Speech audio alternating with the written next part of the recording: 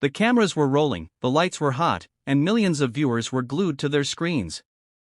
It was supposed to be another routine evening of sharp debate, where pundits clashed, politicians sparred, and hosts tried to keep things from spinning out of control. But no one could have predicted what was about to unfold, an exchange so raw and unforgettable that it would leave the nation talking for weeks. The debate had been heating up for nearly 20 minutes. Senator John Kennedy sat across from Jessica Tarlov, the outspoken commentator known for her biting wit and unapologetic critiques. Their discussion began with the economy, shifted to crime, and then spiraled into personal attacks. Tension was thick, words were sharp, and Kennedy, as always, wore his trademark expression, half amusement, half iron resolve.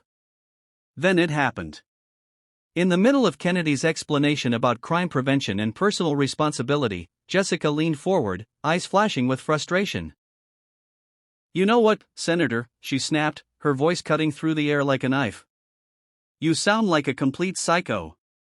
Honestly, the way you talk about people, about communities, you're unhinged." The audience gasped. Even the hosts froze for a moment, unsure of whether to intervene. The word psycho echoed across the studio, bouncing off the walls and sinking into the silence that followed. It was a word that didn't just insult, it dehumanized. And everyone knew it. Kennedy didn't flinch. He didn't raise his voice or strike back with the same venom. Instead, he leaned back in his chair, his southern drawl unshaken, his gaze steady. The silence stretched on, and then, with a calmness that was almost disarming, he spoke. "Miss Tarlov," he began slowly, "I've been called a lot of names in my life. Some true, most not. But when you call me a psycho, you're not talking about me. You're talking about every man and woman who's ever been written off as crazy just because they think differently. You're talking about veterans who've come home with scars no one can see.